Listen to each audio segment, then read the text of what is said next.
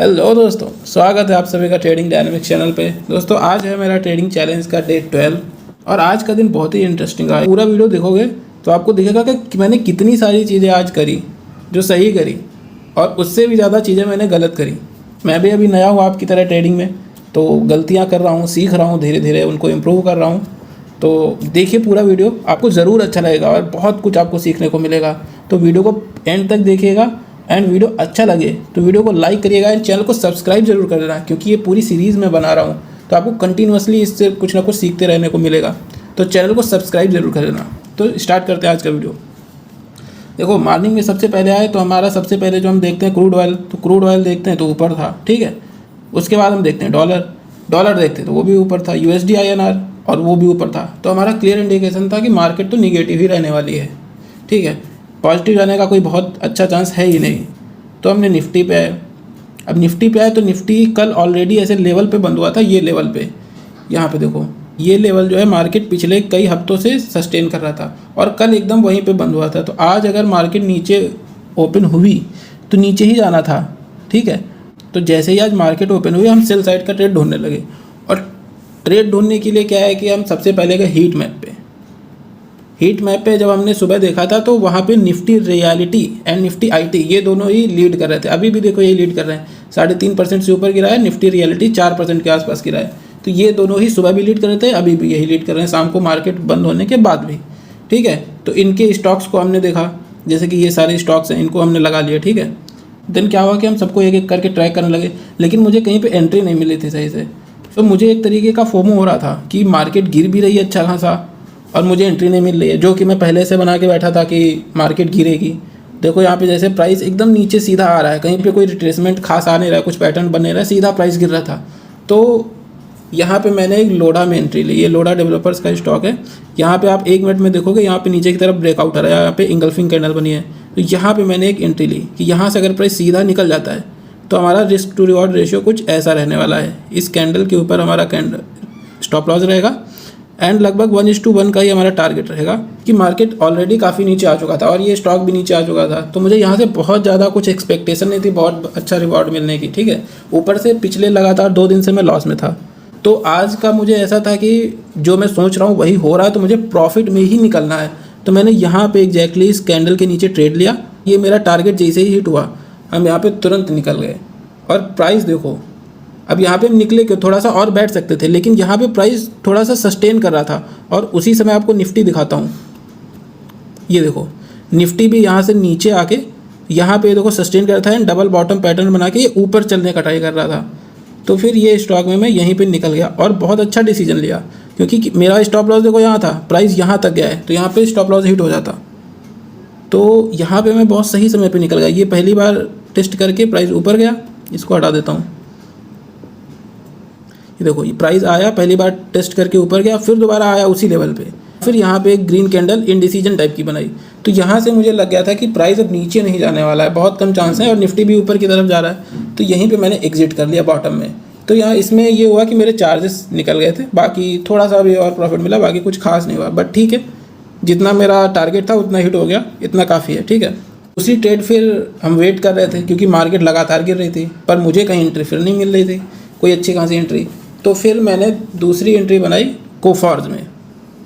अब देखिए कोफॉर्ज में एंट्री मैंने कैसे बनाई, यहाँ पे प्राइस नीचे आया और ये निफ्टी के साथ ऊपर गया, जैसे उसमें मैं दिखा रहा था कि जाने वाला है।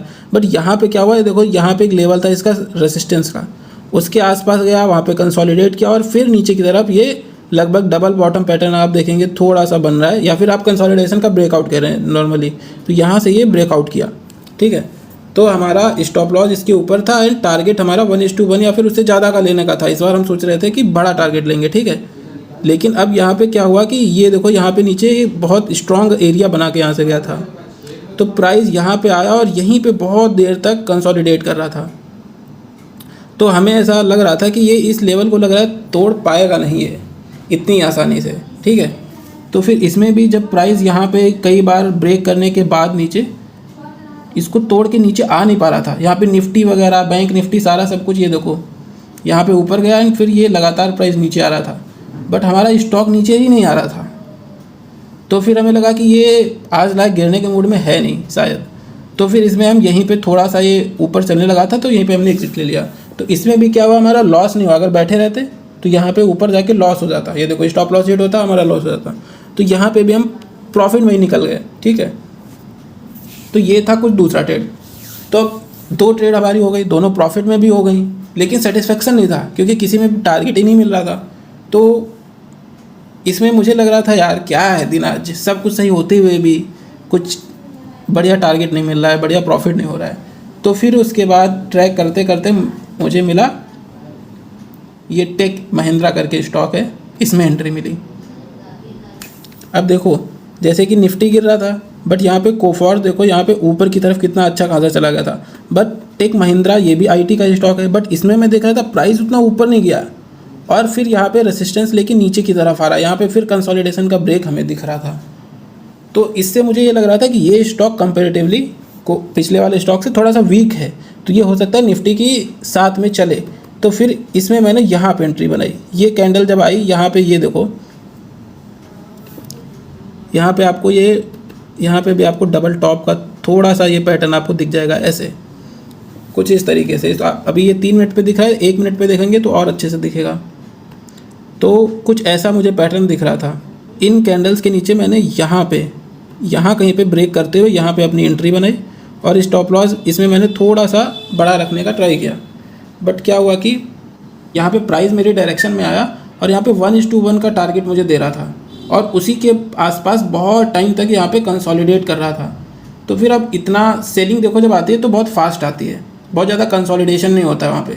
तो यहाँ पे बहुत ज़्यादा कंसोलिडेशन हो रहा था एंड यहाँ पे प्राइस ऊपर चलने का भी एक बार ट्राई कर चुका था एंड उसके बाद फिर नीचे आया, फिर यहाँ पे ऊपर चलने का ट्राई कर रहा था। तो इतना ज़्यादा कंसोलिडेशन हो रहा था, टाइम बहुत ज़्यादा लग रहा था। तो इसमें मुझे लगा कि कहीं हो सकता है प्राइस रिवर्सल कर दे यहाँ पे। तो यहाँ पे भी मैं 1:1 का टारगेट लेके एग्जिट हो गया। तो इसमें मुझे ठीक ठाक बगैर टारगेट मिल गया 1:1 का, अच्छा खासा प्रॉफिट यहाँ तक हो चुका था। फिर भी अभी मुझे थोड़ा सा ये लग रहा था कि और थोड़ा प्रॉफिट होना चाहिए क्योंकि कहीं पे भी बड़ा टारगेट नहीं मिल पा रहा था। प्राइस इतना ज़्यादा गिरा, लेकिन जब मैंने एंट्री ली तो वहाँ पे थोड़ा सा गिर के कंसोलिडेट कर गया। और आप निफ्टी को देखेंगे तो ये देखो लगातार नीचे चला था, पूरा दिन नीचे चला। मिड कैप को देखेंगे तो ये देखो बहुत ही भयंकर रैली यहाँ पे मैंने मार्क किया था और ये देखो उसके बाद कितना ज़्यादा चल गया। तो फिर मैं यहाँ पे ट्रेड और भी ढूंढ रहा था कि कहाँ पे और ट्रेड बन सकता है। तो उसके बाद मुझे मिला ये ब्रिगेड इंटरप्राइजेस करके है, निफ्टी रियलिटी का स्टॉक है। तो इसमें मुझे यहाँ पे 1 मिनट में एंट्री मिली। यहाँ पे आप देखोगे यहाँ पे प्राइस ये गिरा और यहाँ पे ये थोड़ा सा यहाँ पे भी ऐसा डबल टॉप बना के यहाँ पे प्राइस EMA के हमारे नीचे सस्टेन करने लगा था। तो हमें यहाँ पे ये लग रहा था कि प्राइस में वीकनेस आ चुकी है, अब यहाँ से प्राइस फिर से गिर सकता है फर्दर। तो यहीं पे कहीं पे हमने एंट्री बनाई, ठीक है, कुछ ऐसे। तो हमने यहाँ पे कुछ एंट्री बनाई और इसने थोड़ा सा तो वहाँ पे कंसोलिडेशन किया कुछ मिनट, उसके बाद सीधा 2 कैंडल में मेरा टारगेट हिट कर दिया। अब इसके बाद यहाँ पे मैं और बैठना चाहिए था। यहाँ पे अब 3 मिनट में भी ब्रेकआउट आ रहा था, तो मेरा टारगेट तो हिट हो रहा था बट यहाँ पे और ज़्यादा गिरने के अब चांसेस बन गए थे। अब देखो यहाँ से अगर हम इसका स्टॉप लॉस मार्क करें तो ये 6 रुपये का स्टॉप लॉस आता है। तो अगर 6 रुपये का नीचे टारगेट लेते हैं तो यहाँ तक तो कंफर्म था कि यहाँ तक प्राइस आ सकता है। बट वहाँ पे मेरा फोमो था कि इतना ही लेके निकल जाते हैं, बहुत ज़्यादा लालच नहीं करते हैं, मार्केट ऑलरेडी इतना ज़्यादा गिर रहा है, हो सकता है रिवर्सल कर जाए। तो जितना मेरा टारगेट था उतना इसमें भी मैं लेके निकल गया 1:1 का। सो इसमें भी बहुत ज़्यादा मेरा प्रॉफिट नहीं हुआ। सो अब हो चुकी थी दिन की 4 ट्रेडें और अब जाके मेरा प्रॉफिट अच्छा खासा हो चुका था। अब मुझे ट्रेड करने की यहाँ पे कोई नीड नहीं थी, बट इसके आगे भी मैंने ट्रेड किया, वो भी आपको बताता हूँ। और यही मेरी सबसे बड़ी गलती थी कि प्रॉफिट भी अच्छा खासा हो चुका है। 4 ट्रेडें मैंने करी और 4 की चारों प्रॉफिटेबल, किसी में थोड़ा प्रॉफिट किसी में ज़्यादा प्रॉफिट ये था, बट चारों ट्रेडें प्रॉफिटेबल थी। सोचो आप, फिर भी मैंने 5वीं ट्रेड पंच करी और 5वीं ट्रेड हमने फिर से पंच करी लोढ़ा इंटरप्राइजेस में, जिसमें हमने सुबह भी एक ट्रेड लिया था। इसमें यहाँ पे 3 मिनट पे यहाँ पे एंट्री बन रही थी, जब यहाँ पे प्राइस कंसोलिडेट करके इस लेवल के पास में, जो कि ये एक रेजिस्टेंस लेवल टाइप का बना दिया था, इस लेवल के पास में यहाँ पे ये जो कंसोलिडेशन हुआ था यहाँ पे मेरी एंट्री बन रही थी। जब यहाँ पे प्राइस तोड़ के ये कैंडल जो नीचे आई है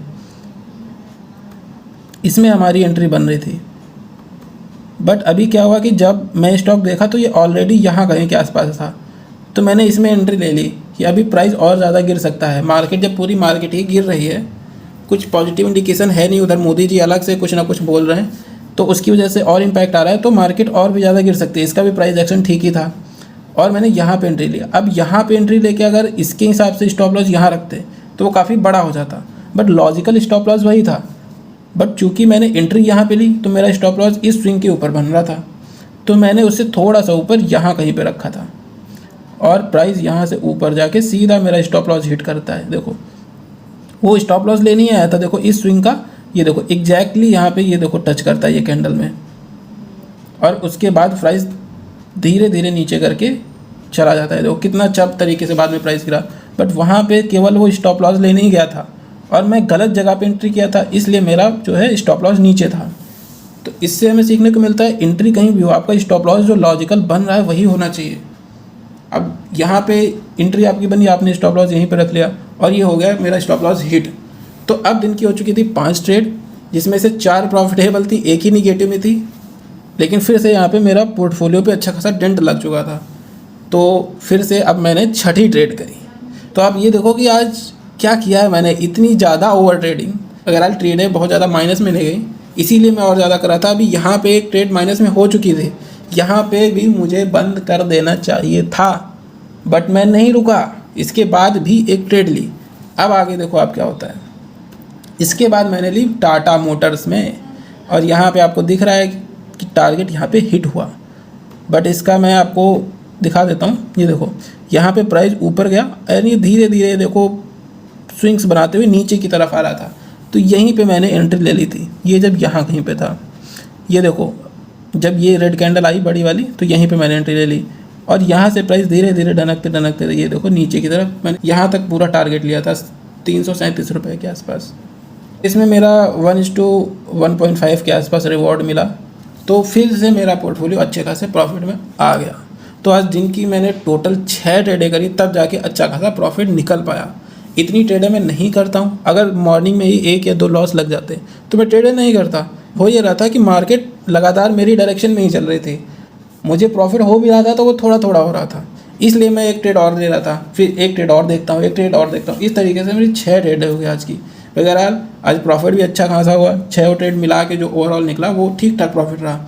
मैं 5K से ट्रेडिंग कर रहा हूँ तो उसी हिसाब से प्रॉफिट हुआ है। अब अगले महीने से हो सकता है मैं इसी में ऑप्शंस करने लगूँ या कैपिटल को और ज़्यादा इंक्रीज़ कर दूँ, जैसे जैसे मुझे कॉन्फिडेंस आता जाएगा, तो यहाँ पे प्रॉफिट और बहुत ज़्यादा बढ़ सकता है। क्योंकि यहाँ पे प्रॉफिट लॉस इंपॉर्टेंट नहीं है, यहाँ पे इंपॉर्टेंट ये है कि आज हमने 6 ट्रेडें करी और 6 ट्रेड में से 5 ट्रेड हमारी प्रॉफिटेबल रही, तो ये ज़्यादा इंपॉर्टेंट है।